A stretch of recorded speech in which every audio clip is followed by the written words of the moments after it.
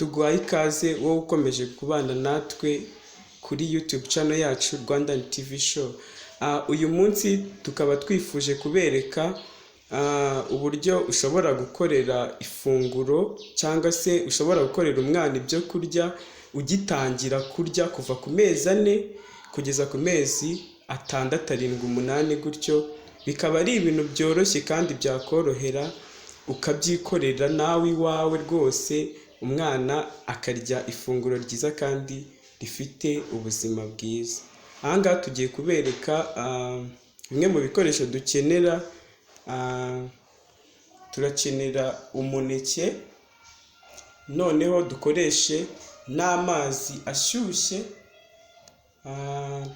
Turakenera n'isafuriya birumvikana, dukenere na blender, ubundi tuhite tubereka ukuntu ibiryo biraza kuba bimeze, umwana wawe aryoherwe byatari. Tubahaye ikaze, murakoze cyane.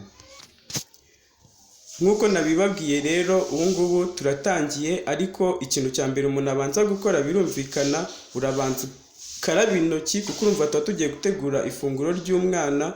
Iyo utitaye ku isuku cyane bishobora kumutera inzoka.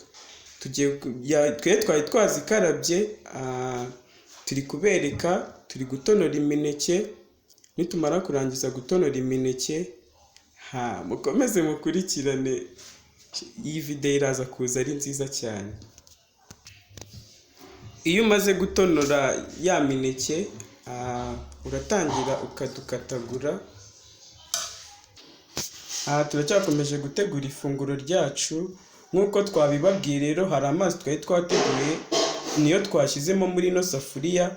Ukahita ushyira kuri gaze, ugashyiramo akariro gakeya, ugateka, ukarindira ko byamara gutogota. Turaza kuhita tubereka ukuntu biri bugende. Ikindi nakongeraho nuko iyo ugiye guteka birasaba gukoresha umuriro mukeya, ikindi ugateka iminota 10. Nyuma y'iminota 10 tugiye gupfundikira, turaza kubereka ukuntu byagenze.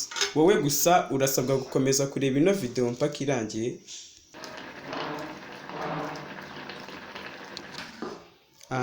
Urabivanga. Iyo umaze kubikura kuri gaze, warangiza ugashyira muri blender, kandi blender igomba kuba ifite isuku ihagije, wayogesheje amazi ashyushye. Twite ku isuku y'umwana rwose.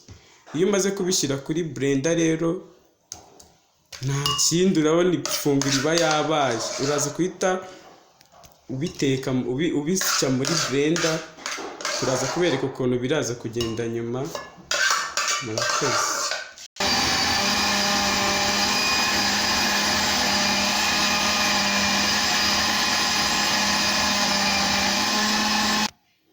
Nkuko mwabibonye rero, iyo umaze kubikura muri blender uhita ubisuka mu kaboko, kuko ikintu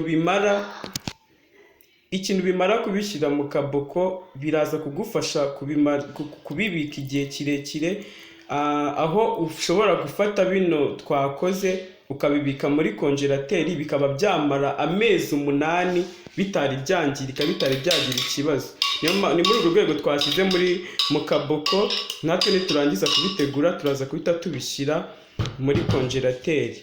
Tugiye kubereka rero ukuntu bimeze. Murabibona yabaye nka serirake rwose, ntago ari ngombwa kwirushya cyangwa ugira ute. Gutegura ibintu biroroshye. Rero mwakoze kubana natwe uyu munsi, kandi mukomeze kudukurikirana. Tuzajya tubereka n'ibindi byinshi byiza. Mwakoze cyane. Ciao ciao.